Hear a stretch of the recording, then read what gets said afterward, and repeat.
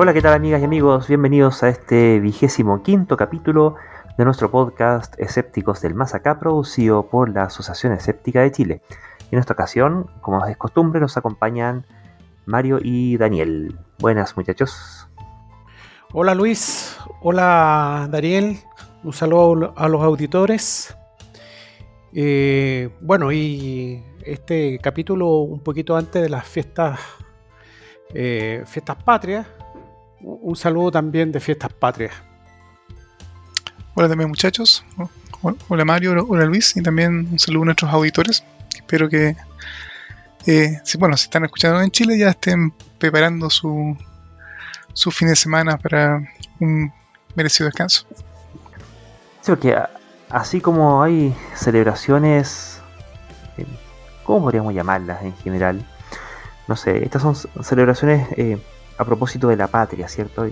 Hay otras celebraciones a propósito de otro tipo de creencias. Y así como se celebran, no sé, bueno, quizás no es tema para este podcast ahora. Yo tengo mi duda de qué es lo que realmente se está celebrando. ¿Ya? No estoy seguro que todos estén de acuerdo respecto de ello.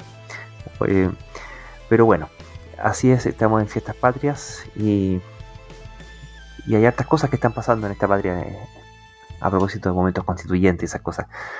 Porque bueno, si es por ideas raras, no solamente hay aspectos patrios por los cuales sospechar de ciertas creencias, hay otras también, ¿cierto? Como cuestiones de amuletos, ¿cierto? Que aquí Daniel nos cuenta una advertencia que nos hacen desde el Vaticano. Efectivamente, como siempre las autoridades religiosas de toda religión tienen me imagino como bien supremo, no solamente rendirle culto a sus deidades, sino también cuidar de su feligresía.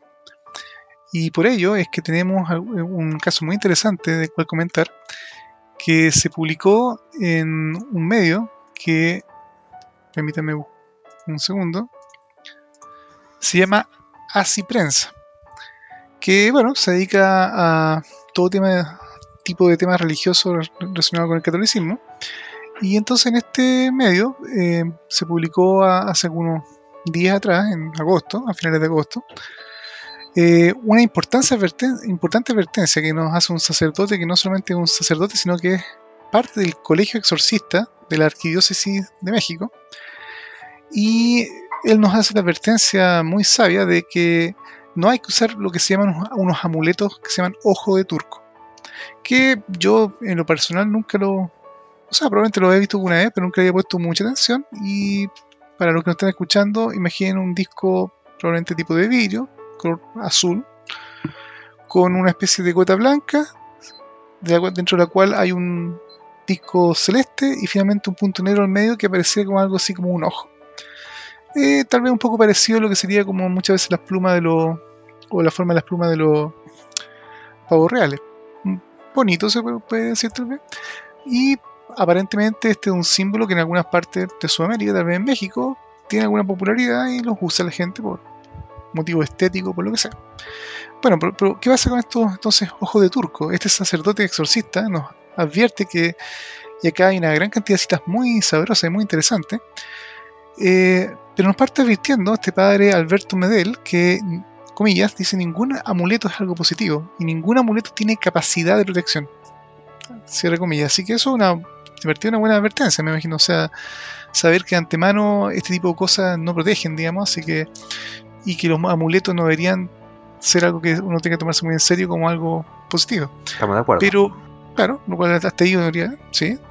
Pero después de eso, este caballero hace todo tipo de afirmaciones de lo más interesantes, como por ejemplo que, como dice, como cualquier otro objeto supersticioso, aleja a la persona de Dios, sobre todo porque es una expresión de desconfianza al poder de Dios, y más aún del desconocimiento de su amor. Así que claramente, aparentemente la superstición en objetos, mala idea, digamos. Los católicos entonces están muy advertidos que no hay que creer en ningún tipo de estos objetos religiosos. Y así hace toda una excelente disertación respecto de cosas importantes, como por ejemplo que también el solo hecho de creer que un objeto tiene algún poder nos hace confiar de Dios y eso por supuesto es malo, y también, comillas, dice, aumenta en nosotros los miedos y las ideas vagas, imprecisas que vienen de la ignorancia, lo cual también estoy de acuerdo. Y eso yo creo que es muy interesante ahora porque uno puede decir, bueno, estamos hablando acá de creencias religiosas, pero una cosa muy interesante de las creencias en general, o de lo que uno debería creer, es que ojalá sean consistentes con la realidad y consistentes por lo menos en forma interna. Resulta que leyendo el mismo sitio de Así Prensa, en unos pocos días antes, eh, a principios de agosto, otro sacerdote, que también es citado acá por el medio, que se llama Eduardo Allen Cuarón, que es director de un semanario Presencia de la Diócesis también de México, de Ciudad de Juárez, advierte sobre otro amuleto, que es el ojo de venado. Y los ojos de venado, que tampoco tenía ninguna idea que existían, es un tipo como de piedra media redonda, negra, brillante, que parece que la gente la usa como algún tipo de pendiente o algo así. Pero este sacerdote no dice que sencillamente no tenga ningún poder. De hecho, lo que dice este caballero, inclusive en las redes sociales, hasta en Twitter, advertía que es un amuleto que las personas usan y generalmente usan los brujos. Y utilizarlos para la buena suerte o la buena vibra, o buscar protecciones de una práctica esotérica y por tanto maligna, obra de Satanás, contraria al primer mandamiento de la fe católica. Y no solo eso, entonces en el fondo este caballero dice que deben ser destruidos, no sencillamente tirados a la basura, deben destruirse por fuego o hacerlos pedazos. O sea, en el fondo estas cosas ya no son sencillamente objetos sin ningún poder, aparentemente hay que tratarlos con más cuidado, ¿no? Y aún más gracioso o más interesante se podría decir, es que deben ser rechazados porque estas supersticiones son desviaciones de sentimiento religioso y esto va en honrar cosas que no son Dios. Oh, ya, interesante. Entonces, tenemos un segundo caso que ya empieza a contradecir el primero, lo cual ya es, como les decía, la consistencia empieza a hacerse agua. Pero cuando vemos un tercer artículo en el mismo medio, ahora esto un poco antes en julio, acerca que nos cuentan ahora una cosa positiva, digamos, las 7 cosas que debes saber sobre la medalla y la cruz de San Benito, que es un símbolo religioso aparentemente católico. Graciosamente, ellos dicen que una de sus 7 características más importantes es que la medalla tiene un gran poder de exorcismo. Y la medalla de San Benito es un objeto sacramental reconocido por la iglesia con un gran poder de exorcismo.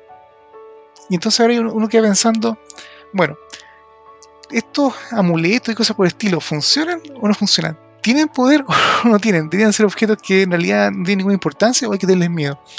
Y aquí una reflexión para los que nos están escuchando es, ¿qué pasa cuando un mismo medio, y aquí no se puede acusar tal vez un poco de hipocresía necesariamente, porque en los dos primeros casos son 2 sacerdotes distintos, y en el tercer caso una redacción del propio medio,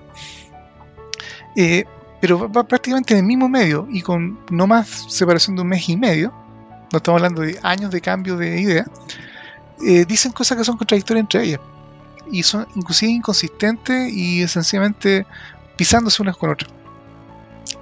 ¿Tiene sentido creer ese tipo de cosas cuando ni siquiera los que la promueven se ponen de acuerdo? ¿Qué opinan ustedes, chicos? Bueno, una de las gracias de las ideas contradictorias es que tú puedes elegir el lado que se te antoje según qué sea lo que quieras demostrar, ¿ya? O sea, si tú quieres demostrar que en este caso la medalla de San Benito, y sobre todo si te venden la medalla de San Benito, que tiene mucho poder, eso sí, bueno, tú puedes creerlo. Pero si después te sale la competencia y aparecen los ojos de venado y los ojos de turco, y tú no quieres que te haga la competencia porque al menos no está dentro del stock de cosas que tú vendes, y quieres afirmar que no tienen poder, bueno, también puedes elegir dónde quieres ahí tomar el argumento y decir que no tenga poder. Lo cual, bueno, no dice mucho de la integridad intelectual de qué es lo que se está promoviendo, ¿cierto? Y al menos en términos de doctrina, porque aquí yo diferenciaría dos cosas. Una cosa es si qué hay de lo que aquí se dice que corresponda o no a la doctrina. Y bueno, yo hasta donde recuerdo de mi formación católica, aquí no hay muchas cosas que criticar, digamos. Estas son declaraciones alineadas con la doctrina católica, no son sacados de debajo de la manga. Así que malamente se le podría culpar al medio de estar diciendo cosas que son contrarias a la doctrina. Ahora, bueno, si esa doctrina tiene ese tipo de contradicciones e inconsistencias, cabe preguntarse al menos cuál de los dos lados vendría siendo el que está mal, mal habido o malentendido. Ahora, lo interesante es que este medio tampoco tiene problemas en publicar aspectos contradictorios de la doctrina que pregona. Antes lo que uno podría preguntar, ¿qué tan serio es el medio? No en el sentido de si acaso eso no es fidedigno respecto de la doctrina, que al parecer sí es fidedigno respecto de la doctrina, sino de qué tan fidedigno es respecto de sí mismo, de las cosas que sucesivamente publica. Bueno, acá dentro de las cosas que son divertidamente contradictorias, en el primer artículo del Exorcista, hay un consejo muy interesante, de hecho, que está subtitulado como ¿qué hacer para dejar de usar amuletos? Y les leo un poco textual lo que dice acá. Dice, el padre Medel señaló que la tentación de usar amuletos, comillas, existe por la ignorancia. Cero comillas. Y también indica, yo siempre he pensado que la superstición es hija de la ignorancia y del miedo, y quienes creen en cosas como, comillas, el mal de ojo y en cualquier otro tipo de influjo supersticioso, lo mismo pueden creer en eso que creer que existen las hadas madrinas y todos los personajes de la fantasía de la ficción, expresó. Y aquí viene lo interesante. En el fondo está este tema de que ¿cuál es la diferencia entre un mito y una religión? Que en el fondo los mitos son las creencias religiosas de otras religiones que uno no cree, generalmente. Entonces, efectivamente, este párroco exorcista encuentra que las hadas madrinas o los personajes de la ficción, tal vez como, no sé, los duendes o cosas así, evidentemente son ficción, ¿verdad? Porque eso no es parte del canon católico. Pero sin embargo, el cristianismo, el catolicismo en particular, cree en todo tipo de seres sobrenaturales, especialmente los adversarios demoníacos y cosas por el estilo, que tienen tanta evidencia a favor como las hadas madrinas y los personajes de la fantasía y ficción, en que ellos sí proponen como seres reales, y por lo tanto justamente parte del marketing que ellos hacen para protegerse, como por ejemplo las medallitas del santo patrón del momento. Entonces la inconsistencia lógica entre este tipo de cosas es abrumadora.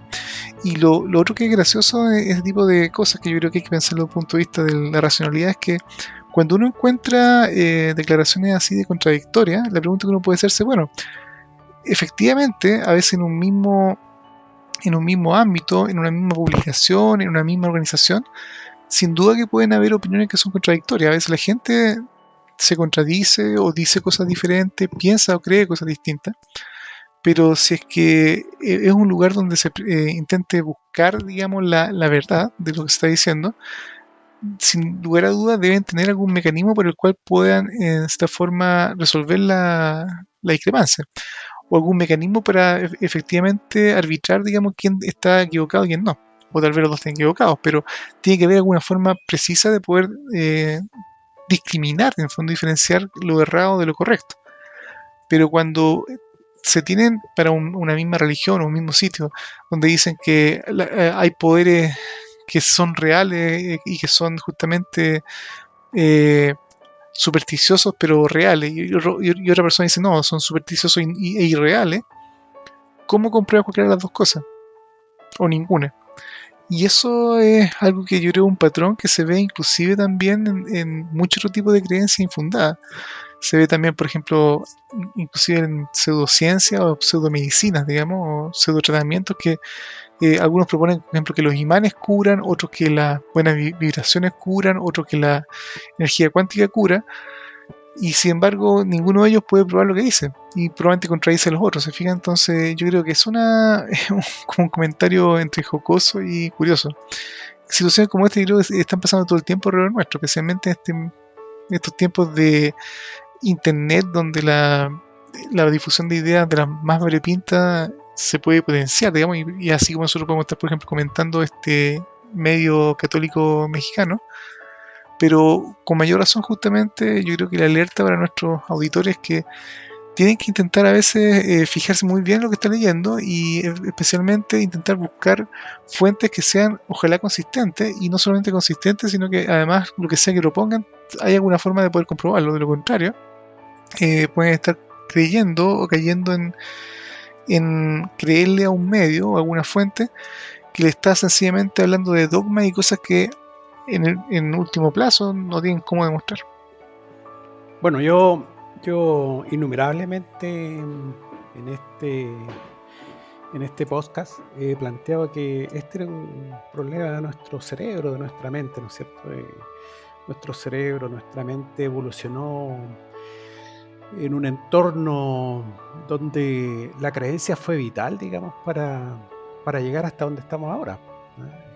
Creo que por ahí también he comentado que en algún momento cuando el ser humano eh, en algún momento empieza a ver las estrellas y empieza a identificar ciertas, no estrellas, planetas, qué sé yo, que reflejaban la luz del sol, como el planeta Venus, que incluso el mundo mapuche lo tiene como su bandera, ¿no es cierto? No recuerdo cómo se llama el nombre que usan. Los petrolíferos, ¿no es cierto? Apuntaban hacia una parte, entonces dependiendo si este lucero del amanecer o del atardecer aparecía por una u otro lado, indicaba una u otra cosa. Por ejemplo, indicaba las estaciones del año. Entonces, lógicamente, él y yo tenían una creencia que en este caso nosotros sabemos después, como seres humanos del siglo XXI, que estaban equivocados, pero les servía. O sea, ellos sabían exactamente cuándo tenían que plantar o poner o cosechar, digamos, dependiendo de dónde salía esta estrella. Entonces, o sea, técnicamente se podría decir que no estaban equivocados, solamente que correlación no implica causalidad. O sea, claro, se correlaciona que cuando ciertas cosas aparecen. Claro, era un error, digo, pero no están un equivocados. Error, claro. Sí, tienes toda la razón. O sea, no sí. están equivocados en el sentido de la correlación, Mario. Me refiero a que cuando tú veas aparecer. Claro, tú ves aparecer una estrella por cierto lugar, probablemente está la época del año, y la experiencia dice que es un buen momento para hacer alguna cosa, pero cuando los mitos le atribuyen que la aparición de ese objeto causa que sea el momento que llegue el verano, todo ahí donde viene, yo creo, justamente la falla de raciocinio que nuestros antecesores. Yo tengo la impresión de que ellos lo veían así, o sea, que la claro, causa de que era la estrella, digamos. Y eso no solamente pasó en el mundo mapuche, pasó en Mesoamérica, en los paleoindios, ¿no es cierto? Las culturas, etcétera. Están casi que prácticamente todas las culturas del mundo uno puede encontrar estos petrolíferos de 10.000, 15.000 años, digamos, cuando el hombre se estaba estableciendo como agricultor, puede encontrar estos vestigios, digamos, que tienen que ver con estos mitos. Bueno, pero estos mitos los hemos tenido a través de toda nuestra historia. Por ejemplo, los países también son mitos. O sea, nadie sabe si... O sea, Chile no tiene por qué ser como es, ¿no es cierto? Es porque nosotros en algún momento nos consideramos, porque llegaron acá españoles y inauguraron aquí el Reino de Chile, y nosotros nos sentimos chilenos y nos creímos el cuento, digamos, y tenemos una mitología ad hoc, ¿no es cierto? Tenemos nuestros héroes, ¿no es cierto? Y si en algún momento el país ingresara a una guerra, nosotros seguramente salvaríamos a nuestros congéneres por el solo hecho de ser chilenos, ¿eh? o ser chilenos, por compartir mitos comunes. Entonces, lamentablemente, nuestro cerebro está de alguna manera evolutivamente. La palabra hecho, digamos, es mal utilizada porque el cerebro no tiene, digamos, por qué estar hecho para eso, pero bueno, a falta de verbos o de palabras apropiadas, voy a usar la palabra, nuestro cerebro está hecho como para tener creencias. Ahora, ese es un dato de la causa. Es un dato de la causa. Por lo tanto, uno debería saber eso y debería hacer, ¿cuánto se llama? Tener cierta... ¿cómo podría ser? El pensamiento crítico, ¿no es cierto? Ahí es donde viene en nuestra ayuda el pensamiento crítico. Entonces uno debería decir, el pensamiento crítico no es para que uno critique a los demás, por supuesto, hemos dicho infinidad de veces eso, sino que justamente es para criticar las ideas que uno tiene, ¿eh? Porque nuestros cerebros son elementos muy, muy débiles, digamos, ¿no es cierto? No, es muy fácil que nos entren memes y nos creamos cosas sin hacer el menor cuestionamiento. Entonces, lo primero que uno tiene que hacer es creer eh, esa creencia, digamos, esa creencia que uno le diga, pasarla por este sedazo de lo crítico. Entonces, un pensador crítico es un pensador que primero cuestiona o duda frente a la información que le llega. Ahora, eso es difícil, no es fácil, por eso que Kahneman decía que nosotros tenemos estos sesgos, ¿no es cierto? Tenemos esta heurística. La heurística normalmente, bueno, hay veces que se equivocan, pero normalmente nos ayudan a cortar camino del pensamiento, ¿no es cierto? Y los sesgos es un poquito más complicado porque el sesgo está relacionado con lo que nosotros pensamos de antemano, ¿no es cierto? Entonces, uno teniendo en cuenta estas cuestiones, uno debería digamos, utilizar el pensamiento crítico. Y el pensamiento crítico fundamentalmente tiene que ver con la duda. Ahora, a un pensador crítico normalmente le sirve el tener una buena cultura, el haberse preocupado, digamos, de entender este tipo de cosas. Y de esa manera no es la panacea, ¿no es cierto? Pero podría eventualmente llegar a ser algo de pensador crítico, digamos. Ahora yo haría una pequeña salvedad respecto a lo que es mito de lo que es ficción. En particular tú mencionabas que, por ejemplo, cosas como los países o los límites muchas veces son mitos. Yo más bien lo llamaría como ficciones socialmente Son convenidas. ficciones. Es como, claro, porque en el como fondo, el dinero, ¿no es cierto? El dinero uno a un pedazo de papel claro, le asigna valor, ¿no es cierto? Y es porque nosotros estamos todos de acuerdo que un billete de 10.000 pesos, 10.000 dólares, no sé, lo que sea, tiene ese valor, pues, pero en realidad es un claro, papel correcto. nomás. No tiene un valor intrínseco o no hay nada intrínseco en la realidad que diga que Chile tiene tal límite, efectivamente. Pero por lo menos en el punto en que todos estemos de acuerdo, por ejemplo, que existe algo que se llama Chile, entonces incluyendo los países o los otros grupos de gente con otras ficciones propias. Los argentinos piensan que Chile existe y Perú también, Bolivia también, y así el resto de los países, entonces podemos decir que Chile existe. Pero la diferencia Esa en ese sería una sentido, creencia fundamentada, ¿no? ¿Ah? claro, pero Yo puedo hacer por lo menos fundamentación de existe. esa creencia, por lo tanto es una creencia que tiene fundamento. Claro, y el fundamento está en la realidad que tú puedes visitar Chile, cruzar la frontera y encontrarte que hay gente viviendo ahí que dice ser chileno, a pesar de que algunos terraplanistas en España, había un artículo el otro día que decían que Chile no existía y eran todos actores, digamos, pero bueno, no sé, eso habría que comprobarlo tal vez, pero en fin. El asunto es que al menos uno podría comprobarlo, pero en cambio hay ciertos tipos de mitos justamente, que son mitos que son totalmente infalsables. Por ejemplo, si tú dices que existe una deidad y que a esa deidad le gusta la Coca-Cola, y otra grupo de personas dice, sí, efectivamente esa idea existe, pero le gusta en realidad la Pepsi. Eh, no hay forma alguna de, entre comillas, primero que nada, hacer una especie de habeas corpus y poder traer a la deidad en cuestión y menos preguntarle para que nos dirima efectivamente qué bebida le gusta más, digamos, si es que alguna de las dos o ninguna. Y ese es el tipo de cosas que yo creo que son las más preocupantes, cuando hay creencias que en el fondo no solo pueden ser llamarse míticas o ficticias o una ficción, pero que en la práctica no tiene ninguna célula de realidad alguna que uno pueda hacer un experimento o alguna forma de probar lo uno o lo otro. Y eso son tal vez las más peligrosas porque en el fondo se alarga. Hay personas que las creen y toman decisiones respecto de su vida o de lo que sea en la realidad en base a algo que es imposible probar. Pueden equivocarse grandemente y eventualmente pagar precios caros por decisiones equivocadas. Al final, digamos, se puede decir que la realidad se impone.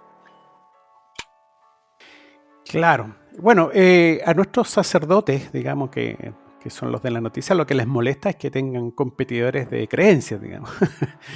Ellos quieren que, digamos, en vez de irse a gastar la platita en un ojo de Horus, que me imagino que son los ojos de Turco estos, o un ojo de Osiris, no sé, se la vayan a pasar a él. Pues, seguramente esa es la preocupación de él, porque seguramente él ve, o si la gente va al tarotista, en vez de ir al tarotista, que vaya a dejarle la platita a él. Esa es su preocupación. ¿Eh?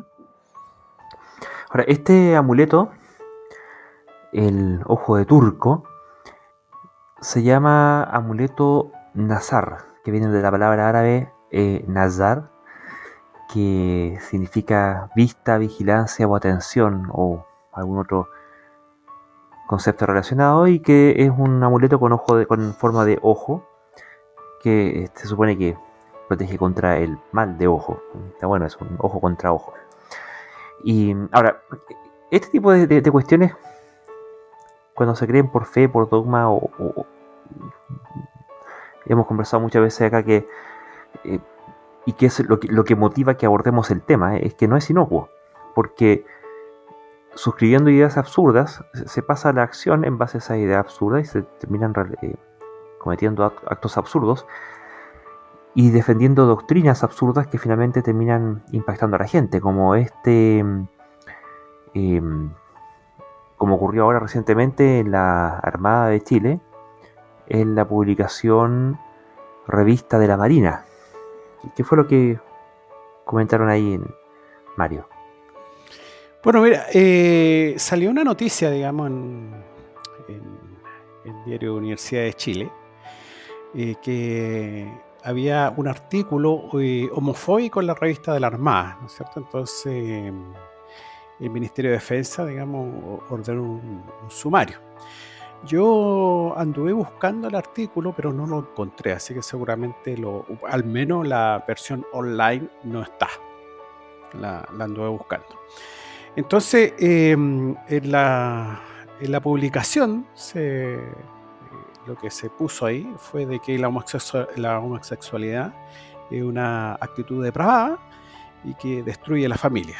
Y eso encendió alarma, digamos. Y el móvil, digamos, sacó ahí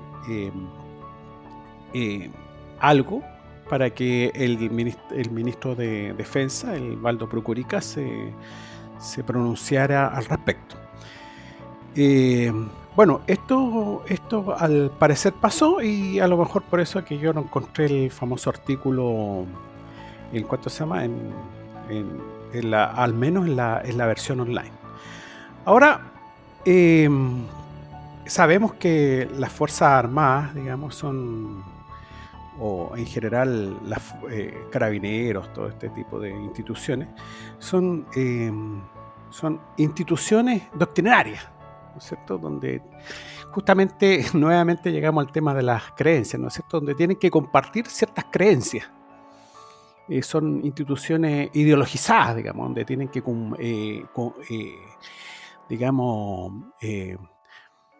ver el mundo de determinada manera, ¿no es cierto? Y eso se logra que todos lo vean de determinada manera. La doctrina la comparten para eso, ellos hablan de doctrinas militares. Entonces, ellos es parte, digamos, de su formación este tipo de cosas. Como decía Heidegger, hay seres para ser pensados. Seres para ser pensados de antemano. Entonces, da lo mismo lo que el tipo, la opinión que tenga el tipo, sino que en definitiva lo que tiene que pensar es lo que le dicen que tiene que pensar. Y estas instituciones son de este estilo. Entonces, bueno, ellos, me imagino yo, tendrán esta visión, que como son visiones ideológicas y doctrinarias, no tienen por qué estar relacionadas con ciencia ni nada por el estilo, sino que están relacionadas con sus propósitos. ¿Cuáles son sus propósitos? Bueno, yo no los tengo claros, digamos, no los sé. Pero eso es lo que les pasa a este tipo de instituciones, que tienen que tener ideologías y dogmas. Sí, un punto sobre ello, que lo que denunciaron desde el movimiento de liberación homosexual, era la siguiente frase: decía que la homosexualidad es una tiranía, una inmoralidad y una actitud sexual depravada que desmantela las normas sexuales, y al parecer habría también defendido las terapias reparativas de la homosexualidad. Ya, todas estas cuestiones que hacen entre rezos, harakiri y otras cosas para que los homosexuales dejen de serlo, y que, según informaron de la Secretaría de Estado, esta afirmación habría sido un análisis de índole personal que habría realizado el almirante en retiro Miguel Ángel Vergara Villalobos sobre el libro La Revolución Sexual Global, la destrucción de la libertad en nombre de la libertad. Y el punto es que ese análisis, que representa eventualmente el pensar personal de este almirante en retiro, fue publicado, autorizado por un editor, bajo la responsabilidad de un director, y finalmente publicado en una revista institucional. Así que en ese sentido no vale venir aquí a decir simplemente que las opiniones son responsabilidad de quienes las emiten, ¿ya? Sí, efectivamente son responsabilidad de quienes las emiten, pero ellos son el medio que también da curso a ese tipo de publicaciones, a diferencia de lo que ocurre o que pudiera ocurrir en televisión y en radio en vivo, donde no hay una censura previa. Pero en un medio editorializado, creo que es una excusa. No sé si es excusa, digamos. Son esas típicas cuestiones que como que intentan excusar, pero que mientras más lo excusan, como que peor quedan, no sé. O sea, evidentemente las líneas editoriales pesan, digamos, y efectivamente cuando un medio elige qué publicar, al mismo tiempo también es indirectamente un endoso a la postura que se le está promoviendo. Y en todo caso, bueno, si bien era entonces la opinión de eventualmente una persona, de un rango más o menos importante en la institución castrense, y avalado hasta por lo menos antes de que fuera eliminado este artículo en ese medio, igual es preocupante y no me deja de recordar el tema que conversamos, creo que 1 o 2 capítulos atrás de este mismo podcast, cuando mencionamos que finalmente un país africano, que ya no recuerdo cuál país era, había finalmente decidido que no era necesaria en su ejército las pruebas de virginidad a las reclutas mujeres que estaban participando en ellas, que obviamente eran un vejamen y eran un abuso directamente sexual, digamos, de parte de sus superiores hombres, digamos, en cuanto a que por alguna razón en esa milicia o en la policía, alguna de estas cosas de ese país africano, la virginidad tenía que ser probada y tenía que ser un requisito para las reclutas. En este caso acá, en lo que se está diciendo de esta forma es como el equivalente, solo que ahora desde el punto de vista de los hombres, digamos, o sea, los hombres aparentemente tienen que ser heterosexuales, digamos, y o de lo contrario no pueden ser entonces militares, pues sería algo pernicioso. Lo cual, sin ir más lejos, es básicamente el mismo tipo de entre comillas, de prejuicio, pero sencillamente cambiado de sexo.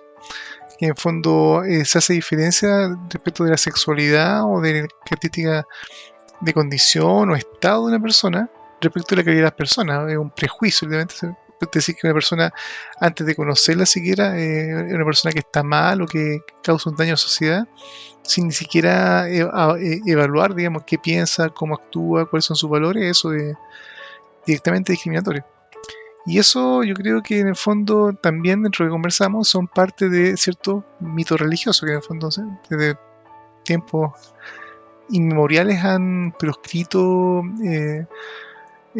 ciertas conductas sexuales como algo pecaminoso, o ha intentado controlar la sexualidad de su feligresía y especialmente causar este tipo de, se podría decir, de culpabilidad en la feligresía a nivel de su sexualidad para al mismo tiempo controlar la vida.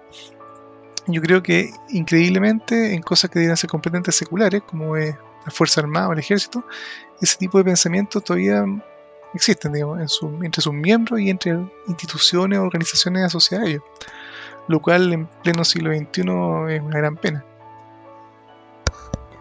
Y este tipo de ideas tampoco es que sean únicas y propias de estos seres pensados que son las Fuerzas Armadas prusianas que tenemos nosotros, sino que también son eco o son una manifestación más en realidad de una cuestión que es más profunda de la sociedad, digamos. No es que ellos, o sea, ciertamente viven un poquito como medio extraterrestres en este país, pero no son los únicos extraterrestres, sino que estamos invadidos por estos extraterrestres. Y así es como también en programa Las Gansas del canal de televisión nacional La Red, hizo una performance, una transformista llamada Anastasia María Benavente, en la que, bueno, hizo una performance que la verdad es que ni la vi ni me interesa verla, porque no es el punto de lo que queremos conversar en realidad. Pero al parecer habría tenido cierto contenido de carácter erótico y hacía cierto,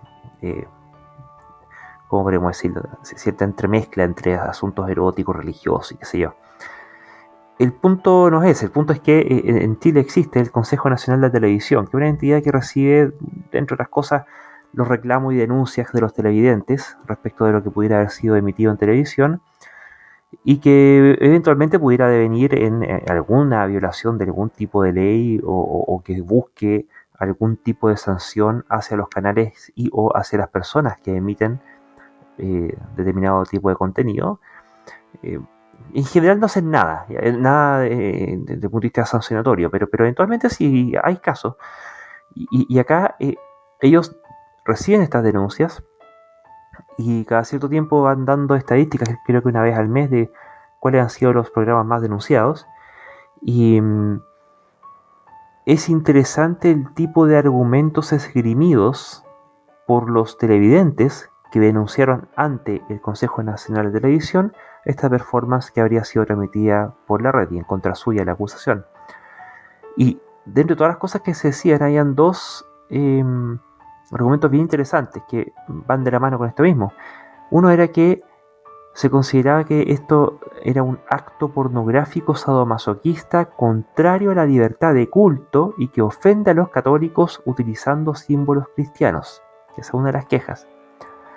Y la otra queja era que, dentro de las varias que hay, que se califica que este contenido como un contenido segregador, obsceno y discriminador que denigra la sexualidad humana. ¿Cuáles son los paralelos que creo que valdría la pena hacer con el caso anterior de lo que ocurrió en la Armada?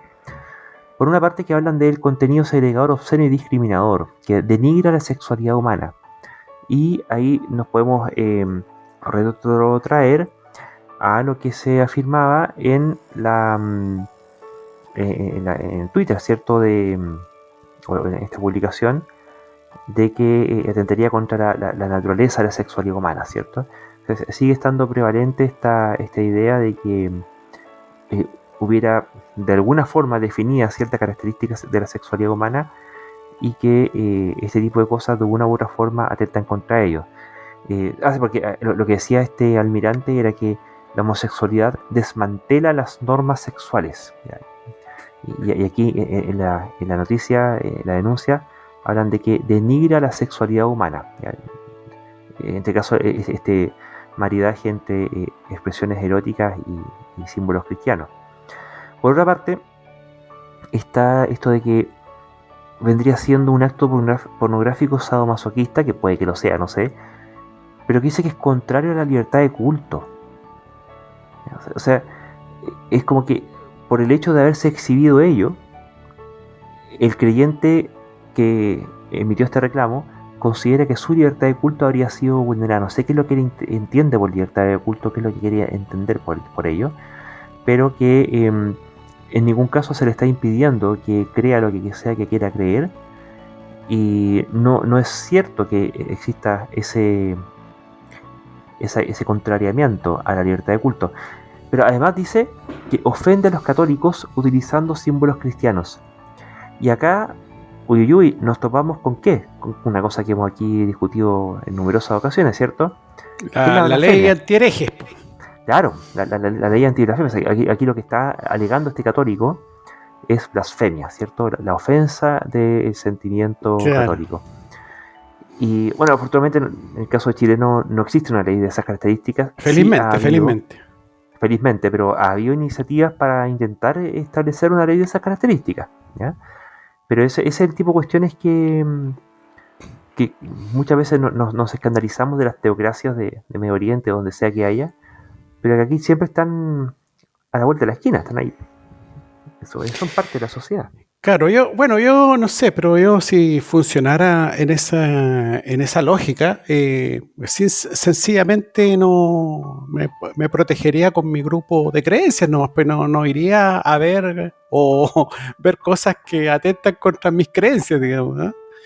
O sea, en otras palabras, cambio canal.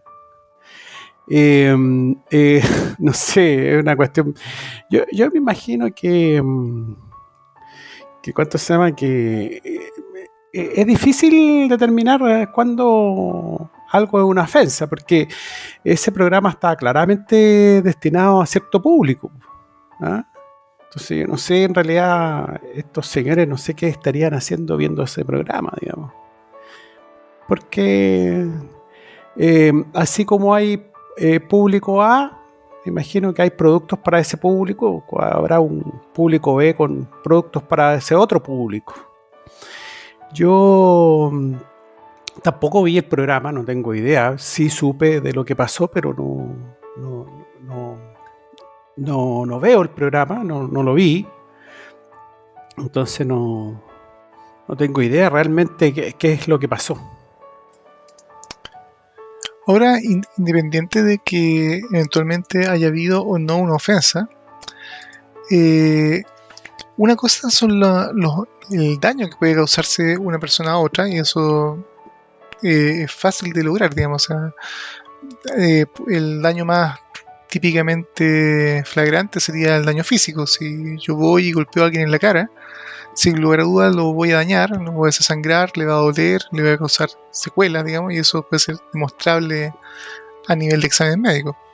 Eh, Cuando no hay violencia física o un amedrentamiento o una amenaza física real, pero sí, por ejemplo, hay palabras, digamos, ideas emitidas con mayor o menor vehemencia, evidentemente también puede haber un daño. O sea, si hay insultos, por ejemplo, vejaciones o maltrato verbal, también uno podría decir hay daño.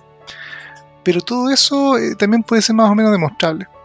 Pero hay una cosa que es interesante, que es el concepto de ofensa, porque en el fondo una cosa es que el daño pueda demostrarse, y hay cosas que uno podría más o menos acordar que hay daño, pero la ofensa implica que hay un daño que la persona tiene que ofenderse.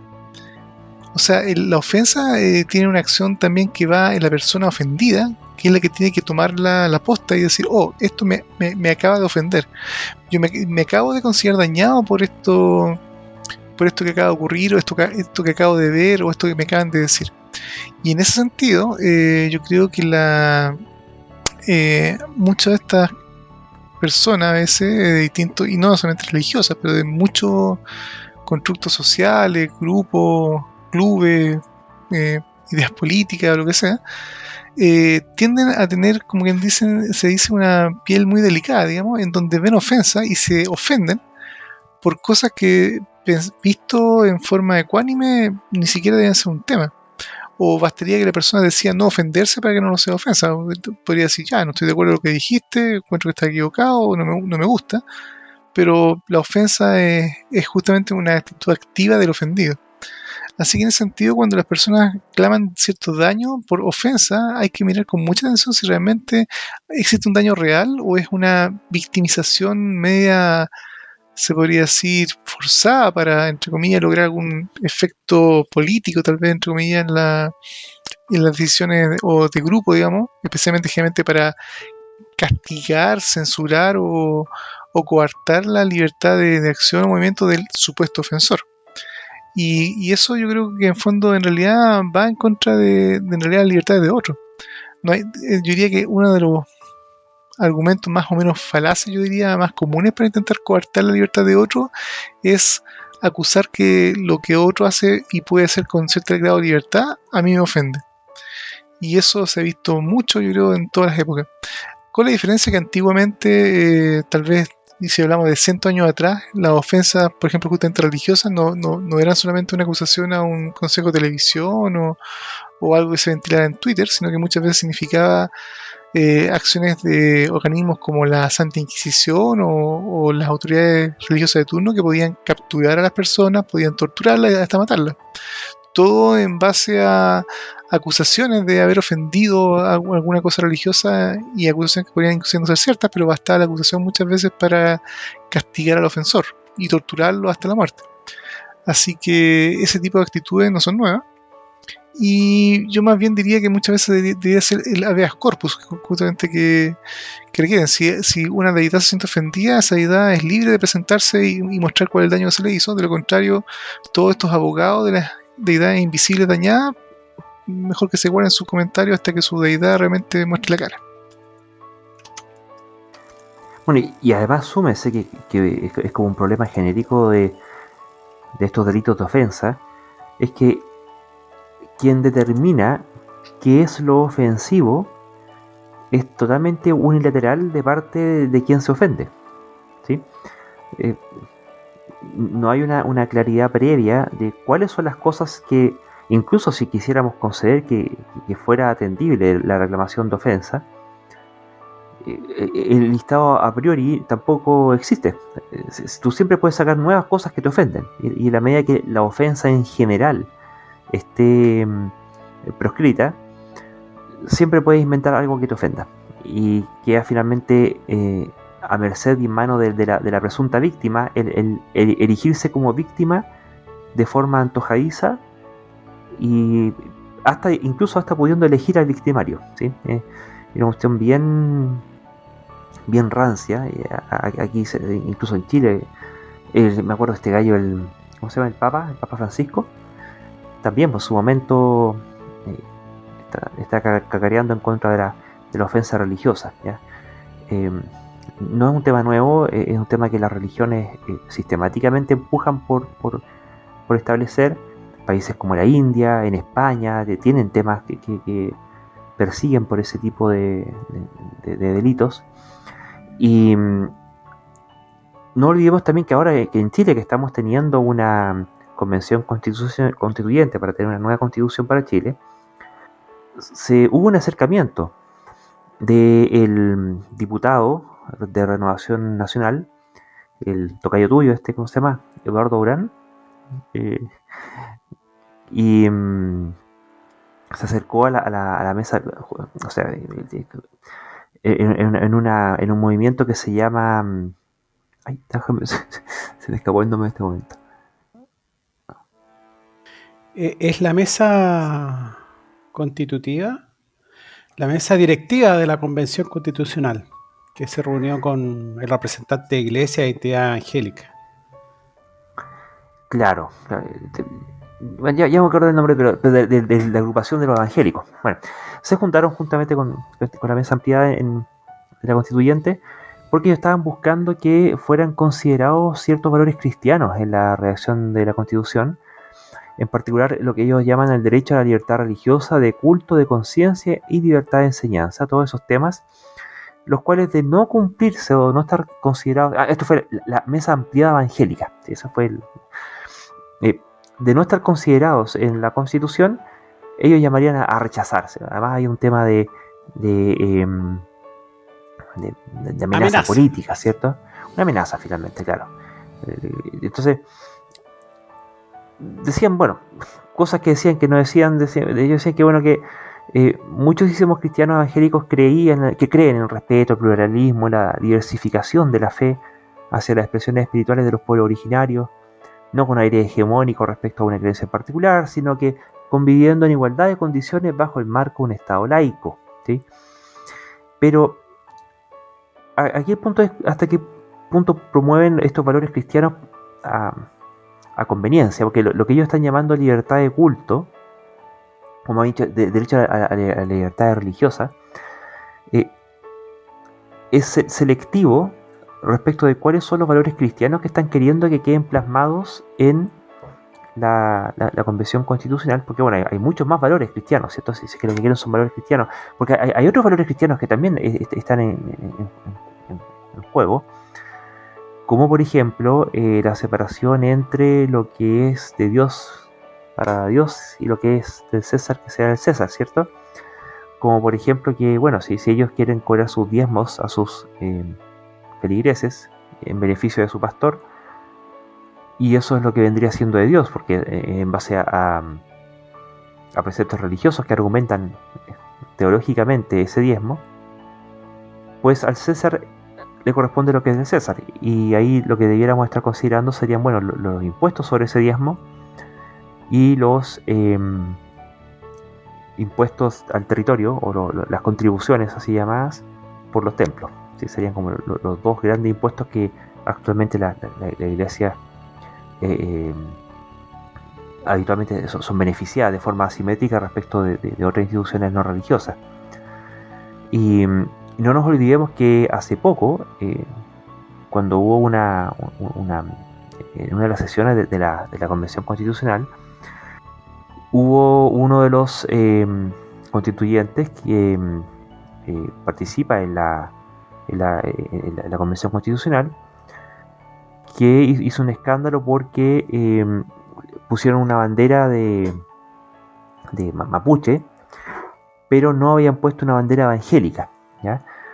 Y una cuestión que, bueno, uno podría atender. El tema es a propósito de qué se atiende. Si es por un problema de mera cosmovisión o creencia, claro, habría ahí claramente una asimetría entre quienes creen las cosas que creen los mapuches y que por algún motivo dejaron fuera a quienes creen las cosas que creen los evangélicos. El tema es que esa bandera fue erigida por otro motivo. No era a propósito de la creencia, sino que de la reivindicación étnica, dado que habían estos cupos de constituyentes de pueblo originario. Entonces, tampoco aplicaba el caso. Ahora, en todo caso, yo me declaro escéptico, me voy a decir escéptico entre comillas, en el sentido de desconfiado, o más bien incrédulo de muchas veces cuando grupos religiosos intentan abogar por la libertad de enseñanza.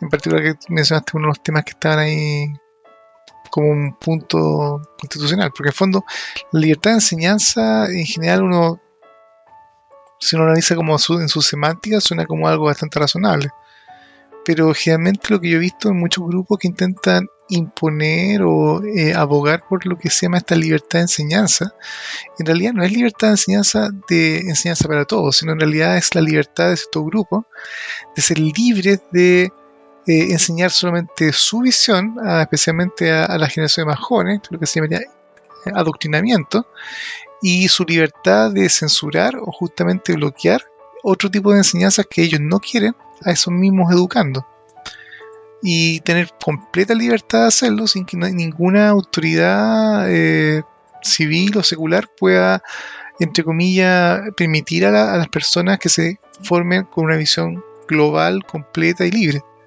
Así que al final esas libertades de enseñanza, cuando son, entre comillas, abogadas por especialmente grupos religiosos, más bien me ponen los pelos de punta. Yo diría que hay que verlas, pero con microscopio, porque muchas veces suenan bien tal vez en el discurso, en el titular, pero detrás de eso la letra chica puede ser terriblemente horrorosa, especialmente casi diría como un eufemismo de lo que realmente significaría, o uno podría imaginarse como libertad religiosa, así que ojo con eso. Bueno, las creencias, y sobre todo este tipo de creencias, tratan de que todos crean lo mismo, ¿eh? De eso se trata. Por eso tenemos estas personas, porque en el fondo ellos van protegiendo sus creencias, ¿no es cierto? Y mientras más gente crea en su visión, en su ideología, digamos, ellos se sienten más seguros de su creencia. Entonces, indudablemente, todas estas creencias ¿cómo se llama? Tratan de inundar todo, ¿no? Lo que pasa en Afganistán, ¿no es cierto? Que bueno, entre paréntesis, ahí resuelven el tema, ni siquiera con el tema anterior de la televisión, ni siquiera pueden ver televisión, digamos. Bueno, pero estas creencias tratan de inundarlo todo. Entonces, y por eso entran en conflicto. ¿Eh? Entran en conflicto. Ahora, lo bueno, digamos, de las iglesias evangélicas, que yo no sé cuántas son, ¿eh? Ellas compartirán ciertas doctrinas básicas, pero en general casi todas son todas diferentes, o sea, son diferentes entre ellas, digamos, ¿no? Tienen diferencias que para cualquiera son micro diferencias, pero para ellos se dividen, digamos, se dividen. sea, se pueden llamar como mini sectas, digamos, dentro de un movimiento Eso, cristiano, digamos. Son exactamente. protestantes, pero es un abanico infinito de variantes. Claro, y siempre está el tema es que cuánto hace más que tú no interpretas lo que realmente dice la palabra, sino que dice otra cosa y sigue el asunto, la subdivisión de cuánto se llama de lo que supuestamente está diciendo la palabra. Eh, en- ¿Sí? Entonces, estas personas lo que tratan es eso, o sea, de cuánto se llama, de que su creencia sea la fundamental. Por ejemplo, yo no estaría en contra de tener un curso de religión ¿cuánto se llama? En la escuela, siempre y cuando abordara las religiones del mundo, un montón le diera una visión amplia, pero seguramente no les va a gustar.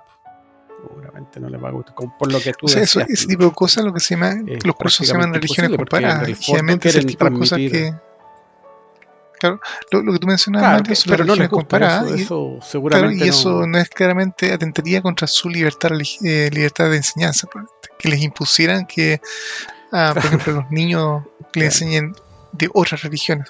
Horror. claro. Justamente eso es lo que pasa. Pero es debido a eso. O sea, este tipo de creencias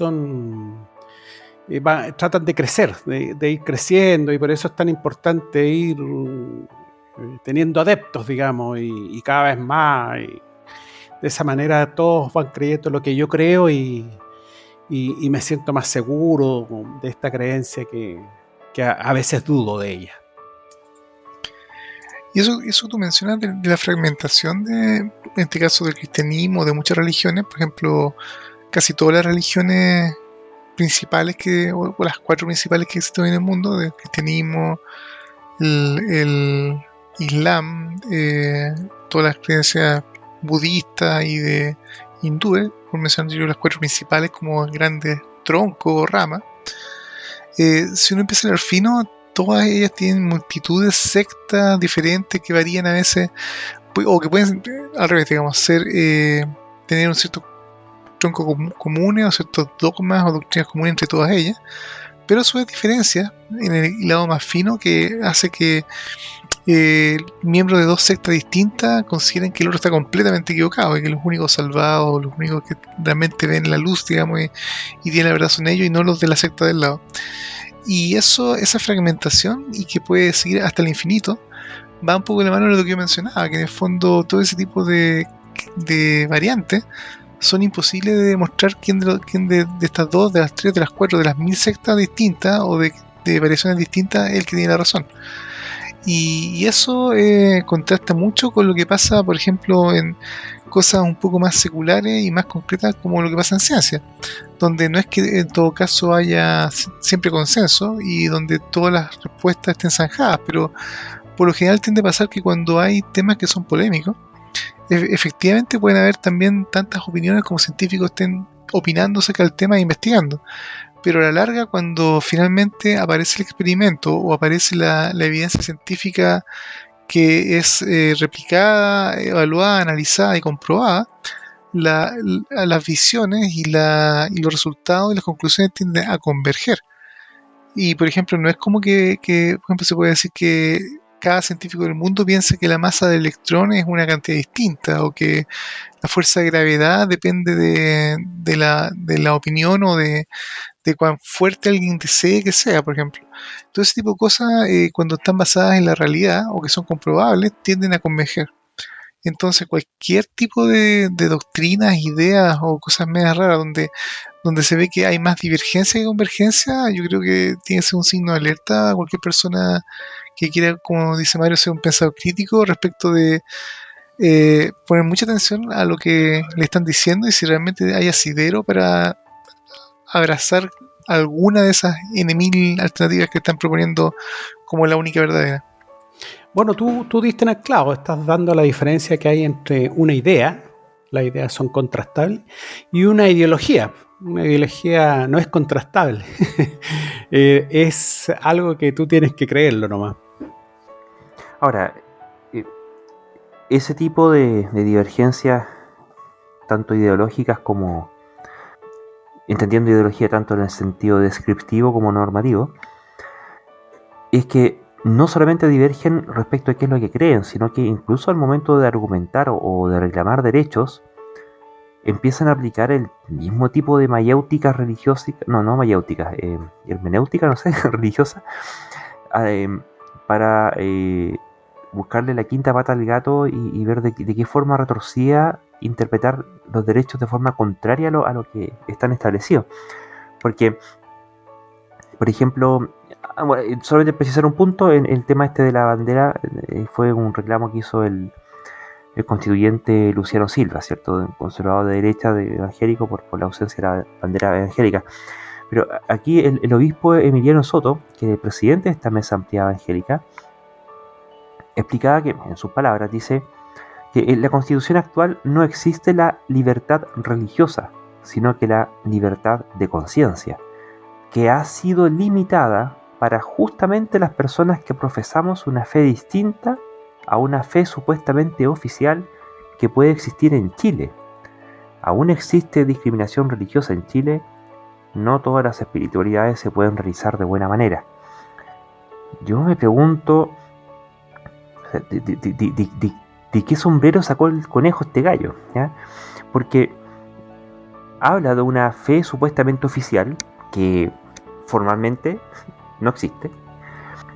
De facto, hace rato ya que más de la mitad de la población dejó de ser católica.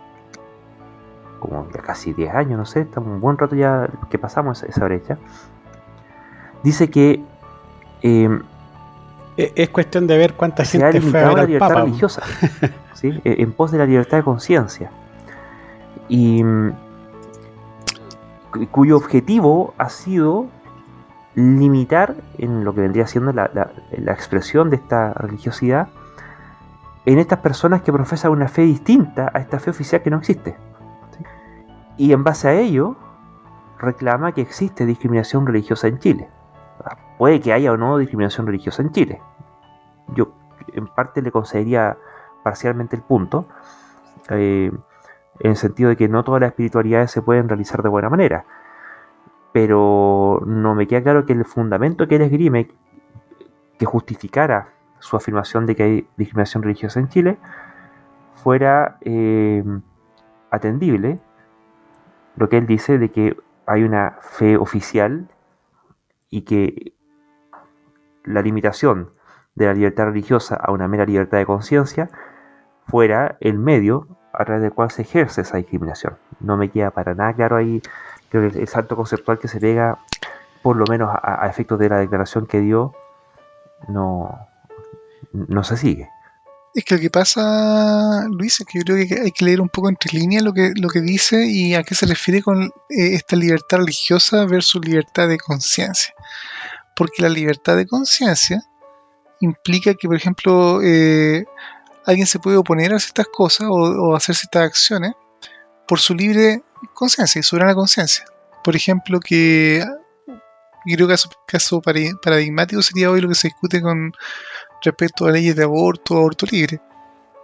Que es lo que evoca a muchas mujeres, que ellas quieren tener la libertad de conciencia de elegir si quieren o no continuar un embarazo o terminarlo. En intertanto de eso, la libertad religiosa de que muchas veces estos grupos hablan es la libertad de libremente poder imponer a la sociedad, yo creo, su visión. Esa es la libertad religiosa que ellos quieren. Y cuando entonces justamente la libertad de conciencia, que alguien dice, no, yo no tengo por qué en mi conciencia hacerle caso a esta religión, ni abrazar este tipo de valores o este tipo de conductas, porque tú los crees, yo no las creo, no tengo por qué seguirlas, eso los limita, literalmente. Limita su capacidad de imponer sus ideas a otros. Yo creo que es un poco lo que está entre líneas ahí pasando.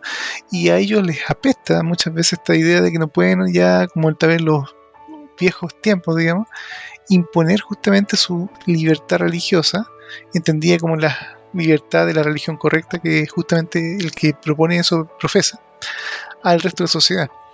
Y entonces justamente eso es como un mensaje, yo creo, a su coro, digamos, a los creyentes evangélicos de esas ramas, digamos, que donde está diciendo, miren, nuestra libertad religiosa, tenemos que ir por esta bandera de la libertad religiosa, la idea como nuestra doctrina es correcta y dogma es correcto, que nosotros en particular abogamos, para frenar este libertinaje de esta libertad de conciencia que justamente nos limita a poder justamente imponerle al resto de la sociedad todas las cosas que nosotros creemos como correctas. Yo creo que eso es lo que está un poco en juego ahí y hace sentido un poco lo que el tipo dice. O sea, en cuanto sentido a para dónde apunte, digamos. Que tenga razón es otro tema y por supuesto yo creo que la cosa no va por ahí. O tal vez quiere poner una secta estilo James Jones.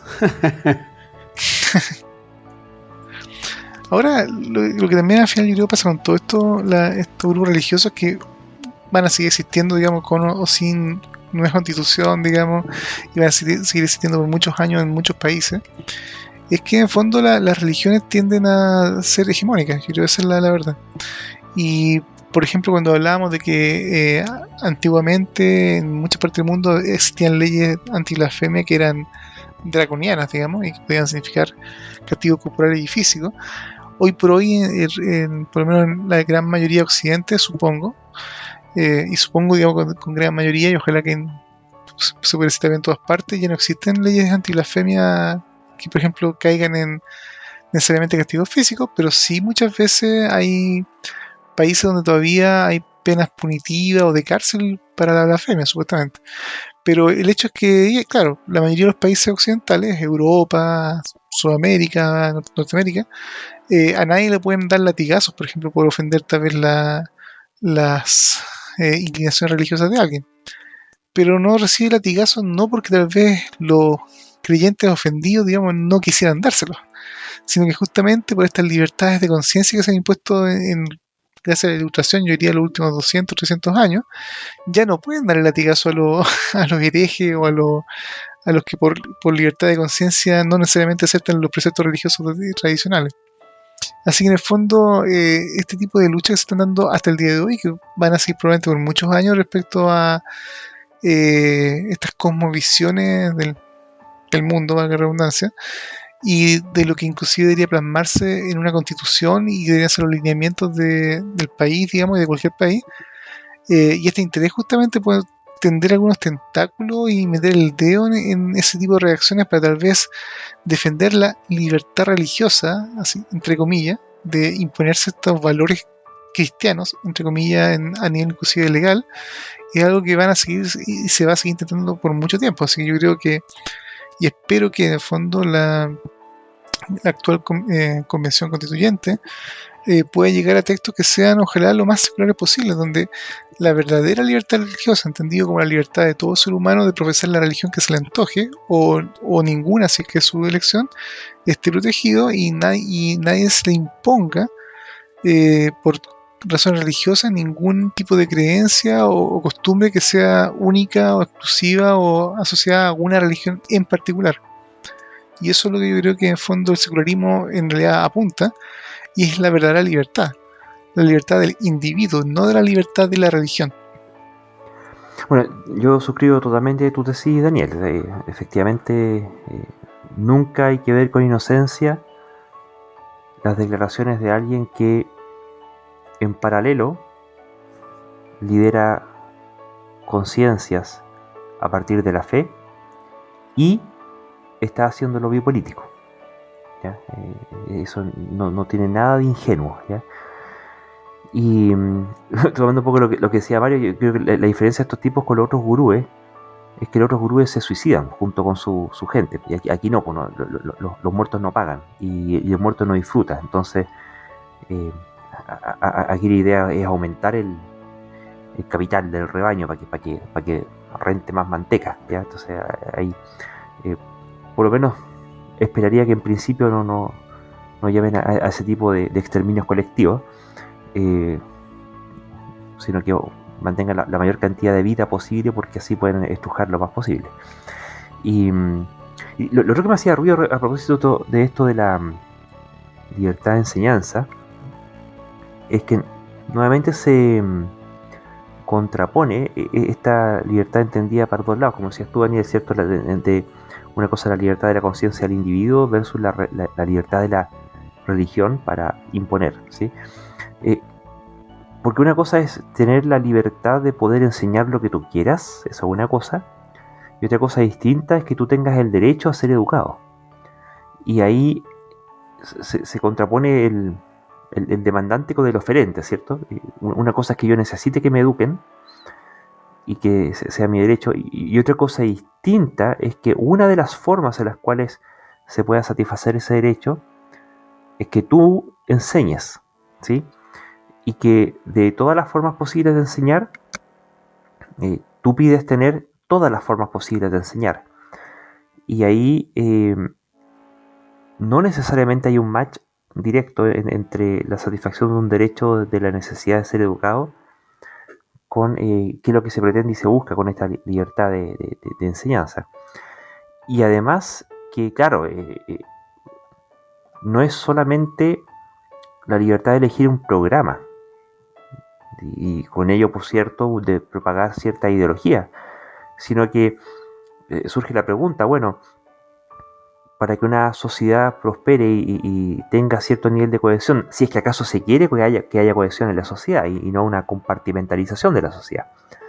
Pero si quieres que haya cohesión, necesitas un cierto bagaje ideológico y valórico común. Y si hay cualquier forma de enseñar a gusto del oferente, sin ningún otro tipo de restricciones, o por lo menos de condiciones de borde, no necesariamente ocurre la convergencia ideológica. Y sabemos que lo que pasa en determinados colegios de más arriba y determinados colegios de más abajo, cómo se enseña y qué se enseña, y para quién se enseña. Mientras que al haber algún tipo de currículum, por lo menos básico, universal, es lo que te permite plantear cierta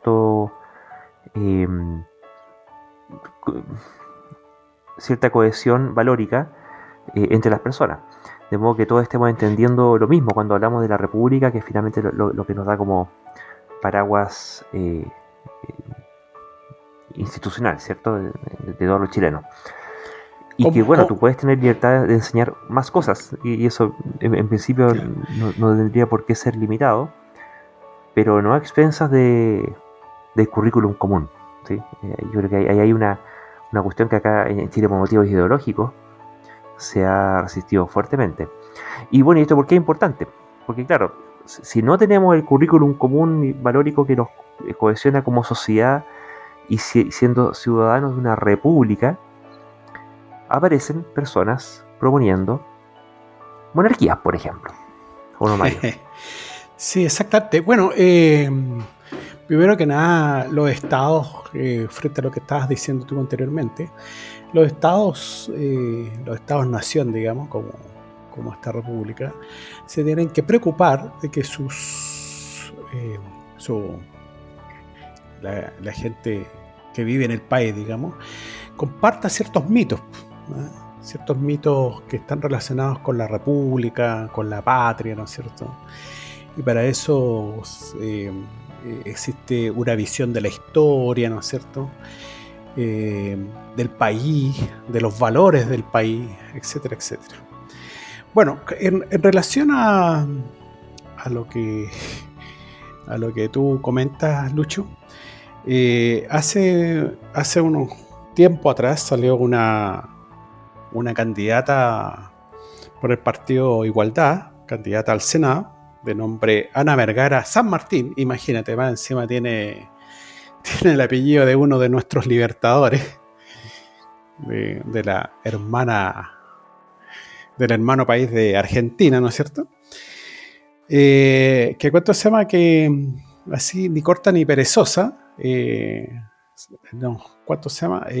Propuso que tengamos una monarquía y que se haga cargo de las Fuerzas Armadas, de la educación, y ella textualmente debiésemos ser el reino de Chile. Y eso, según ella, nos daría una identidad, porque la perdimos en el momento que llegan los españoles. Y los pueblos mapuche originarios se vieron conquistados. Bueno, hay que decirle a esta señorita, no sé qué lo que es arquitecta, entre paréntesis, que anteriormente no existía Chile, ¿eh? Chile es una creación de los españoles, justamente. Entonces, anterior a eso no existía, no sé si existía algo como una identidad, porque antes que llegaran los españoles éramos parte del imperio inca, hasta el río Mapocho era el incanato. Entonces, es bien raro o sea, al parecer no comprende lo que existía antes y más encima no comprende la historia tampoco. Si nosotros hacemos un poco de historia, los faraones egipcios tuvieron 5.000 años gobernando, diciendo que ellos eran dioses, digamos. Ya cuando llegó el momento en que eso ya era se cayó por sí mismos, en definitiva lograron estar 5.000 años ahí diciendo que eran dioses, y eso en algún momento se cayó. Los reyes dijeron, bueno, ya no somos dioses, sino que Dios nos nombra, ¿no? Entonces somos Dios nos nombra. Y eso llegó hasta bueno, la monarquía absoluta de Luis XVI, ¿no es cierto? Y ya felizmente llegan estos señores de la Ilustración, estas ideas liberales, digamos, y nos libran de esta cuestión y nos dicen esto no tiene por qué ser como es, y ¿cuánto se llama? Inventan este mundo moderno que está relacionado con las repúblicas, inventan estas democracias liberales, digamos, que en un principio también era que ¿cuánto se llama? Los presidentes era un mandato, digamos, de Dios, digamos, también, ¿no es cierto? Era, en el fondo, no sé cómo lo harían, pero los votantes, digamos, inspirados en base a Dios, elegían un presidente. Bueno, ahora ya parece que ya cada vez menos eso. Las democracias son como son. Entonces, al parecer esta señora o señorita tampoco comprende esta historia política, que podríamos decir, ¿no es cierto? Y de palo para rumba, digamos, se despacha esta cuestión de que deberíamos volver a hacer una monarquía. Bueno, lo que tú dices, Mario, es bastante clave, yo diría, en que... Y también yo creo habla de la poca cultura de educación cívica que tenemos en Chile los ciudadanos, digamos. Y también lo que la languidece la educación chilena en cuanto a formar a ciudadanos informados de lo que es la política, de los distintos tipos de política y las distintas formas de gobierno. Entonces, cuando esta señora no sé si confunde o dice tan ligeramente que encuentra una buena idea de una monarquía, más allá de, claro, lo obvio es que las monarquías tienen un rey y parece que tienen un rey, más allá del mi rey que tiene a cada uno, o mi reina que tiene cada uno en su casa en lo privado, digamos. O del rey del mote con huesillo, güey. Claro, el rey del completo, esas cosas así que claro, no dejan de ser importantes en la vida, pero yo creo que no entiende la implicancia de lo que significa una monarquía en lo absoluto. Entonces, eso yo creo que justamente habla de lo mal que están formadas las personas, inclusive a nivel de cosas que yo diría como, claro, no de cultura general, digamos, sino de cultura cívica y universal, digamos. Y de partida, entonces, las monarquías, por lo que yo entiendo, al menos, y dentro de tal vez mi limitada formación cívica. En la actualidad son cuestiones turísticas nomás, pues tú vas ahí, claro, vas a España, ahí, o a Inglaterra, y lo claro, hay ciertas monarquías que hoy en día son más o menos decorativas. Claro, más o menos decorativas y con un poder más bien limitado. Pero las monarquías a las que hacía alusión esta señora cuando decía que inclusive antes que llegaron los españoles o cuando llegaron los españoles o algo por el estilo, justamente eran todo lo contrario a lo que son repúblicas, porque la definición de la república, por lo que yo entiendo, implica la separación de poderes del Estado. Mientras que en los mundos de las monarquías tradicionales o a la antigua, el rey, el monarca, era justamente quien concentraba los poderes. Y tal vez en algunos casos podía haber tenido algunos jueces que mejor delegaba al rey el poder para administrar justicia en todo el reino, porque realmente el rey no daba abasto para impartir justicia o escuchar los casos y darle oreja acá en tuerto y malentendido del reino, pero muchas veces las leyes y el poder ejecutivo de tomar decisiones venían directamente de la voluntad del rey. Y ahí que típico es como de las películas cuando llegaba el guardia real, digamos, de palacio en su corcel y se paraba arriba de un cajón y extendía un pergamino y decía: el rey ordena que a partir de mañana todas las personas tienen que vestirse de rojo, so pena de ser latigado, digamos, y decapitado si que no se visten de rojo. Ha dicho el rey. Bueno, o sea, por supuesto es como una caricatura, pero en cierta forma era como la lógica de la monarquía. En el fondo el rey era quien imponía su voluntad y bajo el poder divino o lo que fuera que justificara que él era rey. Y en el fondo era un gran dictador, digamos, de casi como dueño y propietario del Estado, digamos. Ahora, dado los problemas que tiene la política, inclusive a nivel de Occidente, hoy en día con la democracia que está bastante debilitada y tenemos muchos casos de personas que inclusive, justamente hemos hablado de los Trumps y los Bolsonaros del mundo, que están intentando subvertir un poco la república y los sistemas democráticos para a veces imponer sus ideas, más o menos acertadas, y uno puede discutir respecto de la conveniencia de ellas. La democracia y los sistemas republicanos, donde los poderes están separados, yo creo que es dentro de los males que tiene, lo mejorcito que hay para, entre comillas, permitir que la sociedad crezca e interactúe en forma más o menos orgánica y sana. El someter, digamos, un Estado y todo el control de un país a una persona o a unas pocas personas y a su voluntad divina o humanamente otorgada, al fin y al cabo es un peligro. Y lo más cercano que hoy en día se vive, más allá de la monarquía, a ese tipo de cosas, son las dictaduras. Así que, y de dictadura, yo creo que en Chile, dado entre comillas, la temporada, digamos, sabemos que no necesariamente son las mejores ideas. Así que a esta idea de tener, entonces, pasar de un Chile republicano a un Chile con monarquía, yo paso, y yo creo que esta señora hay que mandarla no a clases de ética, sino a clases de historia o clases de educación cívica en forma urgente. Bueno, siempre hay quejas acerca de la democracia, pero generalmente la gente que se queja de los sistemas democráticos es justamente la que quiere imponer su forma de ver las cosas, digamos. En general, casi hay mucho grupúsculo, digamos, que se sienten que tienen la absoluta verdad de todo, la absoluta verdad que nos van a sacar de, no sé, de acá, de allá, etcétera, etcétera. Pero sin embargo la democracia no funciona así. La democracia funciona en base es una forma relativamente civilizada. Civilizada la inventaron los griegos hace bastante siglos atrás, pero de ponerse de acuerdo. Y tomar decisiones en conjunto en beneficio de la sociedad. Entonces, yo sé que hay mucho grupúsculo, mucho grupo que no le gusta esto de la democracia. No, hay muchos partidos que no les gusta, ¿eh? Les gustaría tener a uno de sus jefes ahí y mandando a todos. Y al que no le guste, o se va para afuera o lo eliminamos. Pero no, la democracia es para funcionar. Necesita que los participantes, digamos, que en este caso son los ciudadanos, tengan, como dices tú, Daniel, educación. Y esa es una educación cívica, es una educación de tolerancia, es una educación de entender que tanto la política como la economía no son ciencias exactas, digamos. De hecho, más bien son bastante inexactas.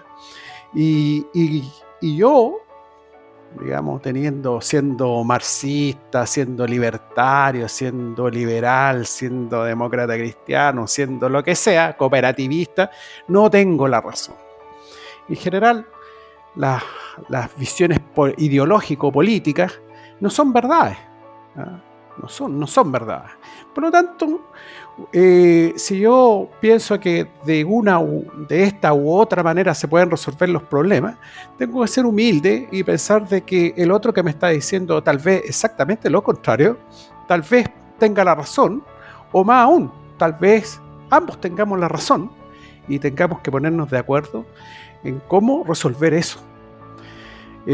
Una de las cosas que más me molesta de todos estos ideólogos economistas es que intentan resolver con un martillo todo. Entonces, unos hablan, qué sé yo, de que el capitalismo y otros hablan del socialismo, por ejemplo.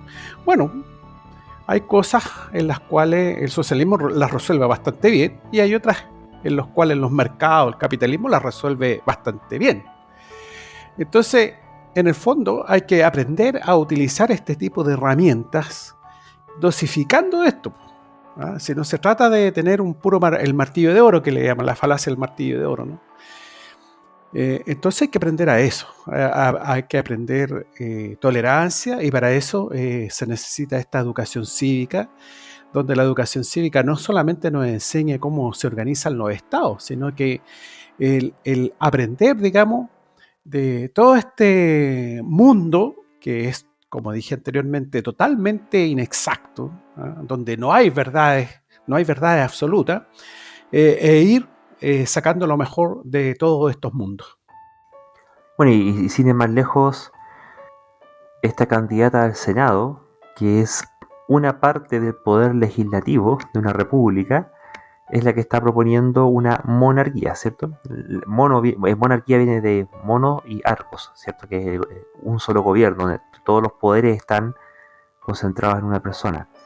Y ella es la que supuestamente pretendía postular, porque era una precandidata al Senado por Ñuble, la región de Ñuble, postulaba un sistema en el cual aquello mismo a lo cual ella estaba postulando carecía de cabida. Creo que tiene varias derivadas de falta de educación cívica sobre las cuales pasar la cuenta. Ahora, yendo a una cuestión un poquito más, ¿cómo podríamos decirlo? Más trivial, aparentemente.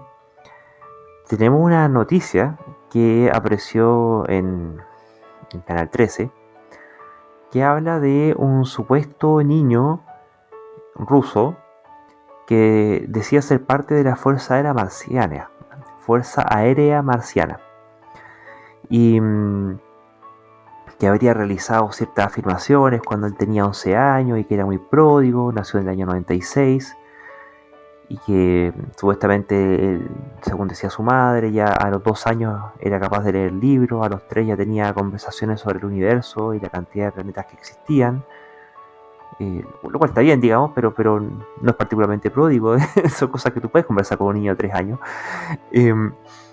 pero que supuestamente él decía que tenía un origen marciano, ¿cierto? Y que por algún motivo esto era recogido con una seriedad que no sé si sea la que corresponda a tomar de un niño de 3 años que afirma ese tipo de cuestiones. Son cosas que un niño de 3 años pudiera afirmar. Que hay adultos que se lo crean es otro cuento.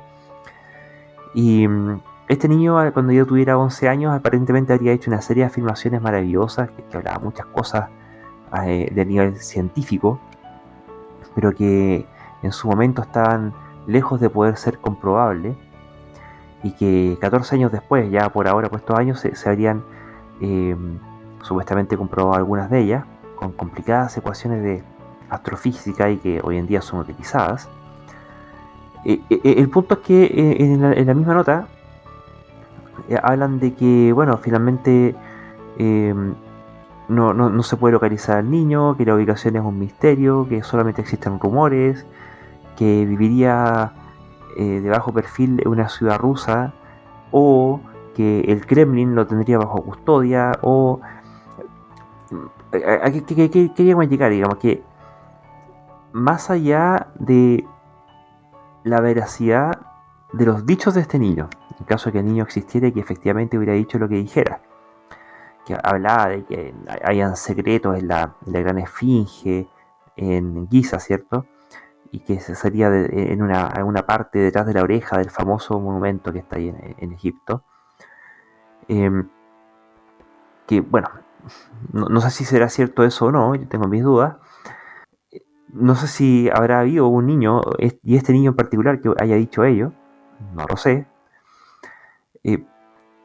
Lo que me llama profundamente la atención es que un medio de comunicación que habitualmente cubre noticias ciertas, con su tendencia, pero lo hace, bajo la zona o bajo la categoría de noticias sobre el espacio y sobre Marte, cuela una traducción de un recopilado de artículos en inglés de cosas que salió un niño diciendo. Estuve viendo un video de 2009, hace ya, no sé, ¿cuántos son? Como 13 años, 12 años.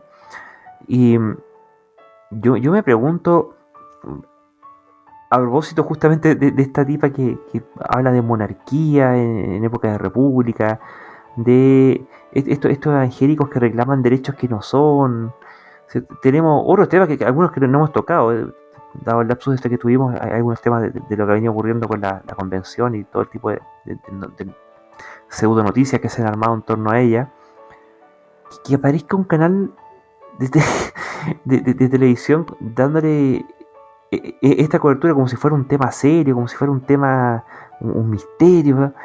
Y la cuestión tiene una pinta de mito urbano que desde, no sé yo, a esta altura, bueno, no sacamos más la cuenta, que lleva más de una década dando vuelta. Yo me pregunto, ¿es que realmente hay tan pocas cosas interesantes pasando como para que esto sea tema? No sé qué piensan ustedes. Realmente no sé, lo encuentro que es casi un insulto al intelecto de su audiencia. Oye, la respuesta está en las películas de Luis Estrada, güey. Hay una película, vamos a recomendarle a nuestros editores una película de Luis Estrada que se llama La dictadura perfecta. ¿Ah? En la película, digamos, que es trágica, que es terrible, pero Luis Estrada la cuenta de una manera, entre paréntesis, parece que está en Netflix, la cuenta de una manera casi graciosa. Todo lo terrible que pasa, lo cuenta de una manera muy... Y ahí va contando cómo se fabrica una noticia para tapar o desviar la atención de otras noticias.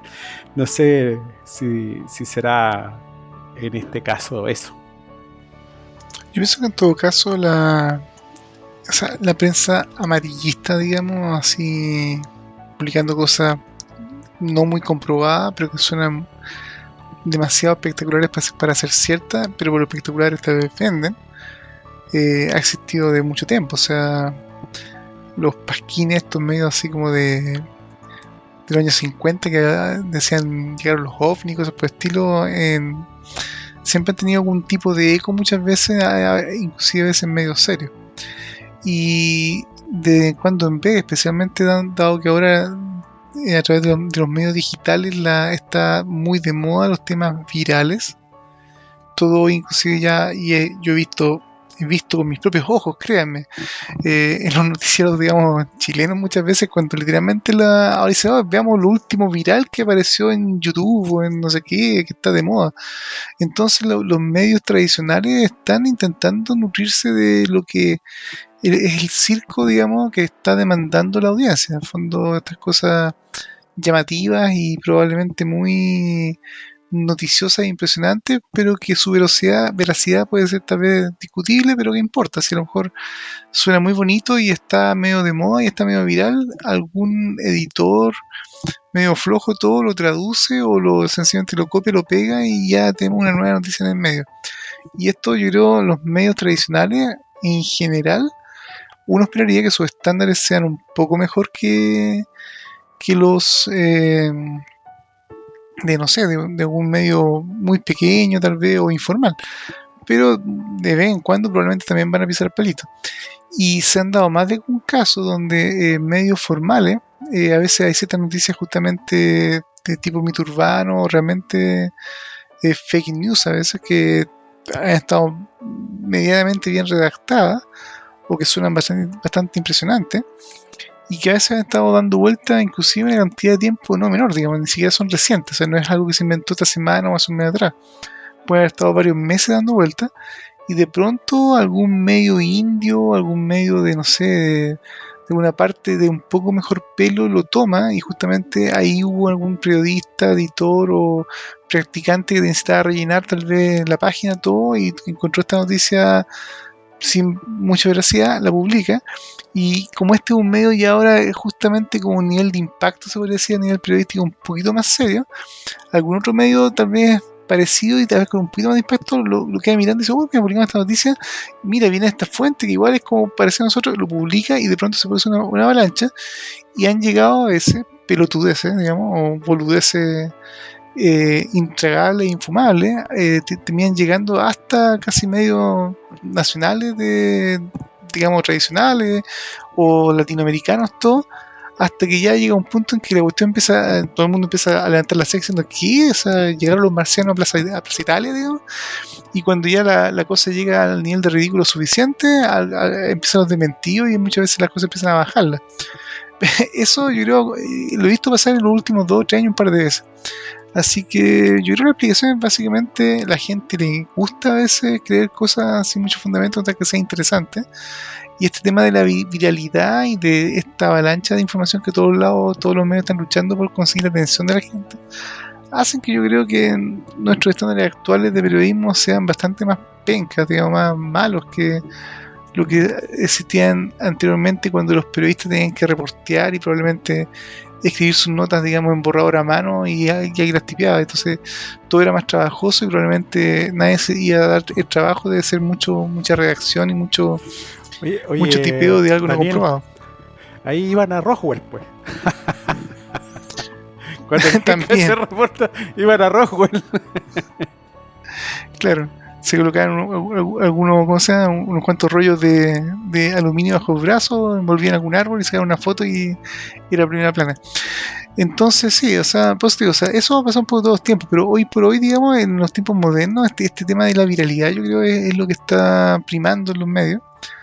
Y nuevamente, o sea, además considerando que hoy es muy fácil a través de la edición de videos, fotos y de los blogs, que nosotros mismos podemos publicar una noticia en nuestro blog, digamos, y colocar algo muy rimbombante y todo, y decir que alguien que podría ser también nuevamente una boludez, digamos, sin ningún fundamento, pero si suena convincente y algún medio lo toma, eventualmente podríamos hacer noticia mundial hasta que alguien se dé cuenta que tal vez quién son estos tipos que dijeron esta cosa, digamos.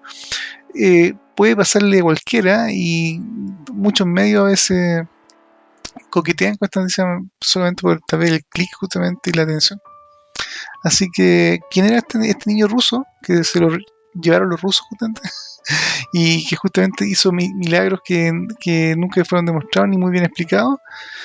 Ni idea, y capaz que pobre chico ni siquiera exista, o si existió ni siquiera haya hecho ni la mitad de las cosas que hoy día dicen que hizo. Y sin ir más lejos, recuérdense que hace también unos meses atrás hablábamos de un chico indio que había colgado algunos videos de YouTube y también era un gurú y también de 11 o 13 años, algo por el estilo, y que tenía también unos vaticinios, digamos, y unas profecías respecto del fin del COVID y del fin del mundo. Que si se percataron ya se pasó 2020 y comenzó 2021 y no pasó nada. Y eso es una de las cosas notables de las profecías cuando tienen fecha de caducidad, digamos, o tienen fechas concretas de que, o la profecía es lo suficientemente concreta, tiende a no producirse. Es como una tendencia que yo creo es bastante repetitiva. Si la profecía es muy específica, por lo general tiende a ser demostrada falsa muy rápidamente. Así que bueno, aquí tenemos la lamentable constatación de que, bueno, si alguien quiere informarse, yo no dejo de acordarme de esto que comentaba Carl Sagan en su libro, ¿cierto? El mundo y sus demonios. Cuando le tocaba este taxista que, cuando se enteró que Carl Sagan era astrónomo, el taxista empezó a comentarle muy entusiasmado sobre las cosas que él había leído de astronomía y empezó a hablarle de cuestiones que eran astrología. Y Carl Sagan hacía notar el punto de que no era alguien tonto, sino que era alguien inteligente que honestamente quiso aprender muchas cosas y leyó muchas cosas, pero al momento de acceder a esa información se encontró con basura, ¿ya? Y este tipo de publicaciones son las que yo digo, pucha, cuánta gente que puede estar interesada en las cosas que se pueden investigar y descubrir de Marte, de la carrera espacial, de más y de menos, hay de todo, y que llega a esto y queriendo aprender, confía en el medio, lo lee, le cree y termina con cuentos metidos en la cabeza, ¿ya? Yo lo encuentro triste, encuentro que realmente, o sea, es una cuestión que me resulta chocante, que creo que efectivamente es una falta de ética, ¿ya? Periodística, y no cumple su responsabilidad social de informar con información fidedigna y veraz, ¿ya? Es una lástima. Bueno, muchachos, ha sido como siempre un gusto. Daniel, Mario. Un placer nuevamente compartir micrófono con ustedes, chicos, y con nuestros auditores. Bueno, hay infinidad de temas por tratar, digamos, y el mundo se está llenando de eventos interesantes, así que espero que puedan compartir con nosotros en algún nuevo episodio en el futuro. Y en el intertanto, pasen buenas fiestas patrias y pasen un buen tiempo con su familia y cuídense. Y recuerden que el COVID sigue dando vueltas, así que sigan cuidándose y tomando las precauciones del caso para mantenerse sanos y salvos. Un saludo a todos. Bueno, igualmente un saludo a los auditores y para contarles que nadie está salvo. Yo cuando niño, se me va a caer el carnet, me vi los documentales o los pseudo documentales de Eric von Däniken, ¿cierto? Pero justamente el ver esos videos, esos documentales, me hizo ver e ir más allá y darme cuenta de que lo que estaba ahí era totalmente falso. Bueno, buenas noches, muchachos, buenos días o buenas tardes, dependiendo de cómo estén. Nos estamos viendo o escuchando el próximo evento. Sí, eso está interesante. Un día podríamos hacer un capítulo de todas las cosas raras que nos ha tocado tropezarnos alguna vez en la vida. Daba mucho. Así es. Bueno, muchas gracias a todos por su compañía. Como siempre, les dejamos invitados a visitar nuestras redes sociales en Facebook /escépticos, en Twitter @a_escéptica, en Instagram @ah_cl y nuestro blog www.ah.cl.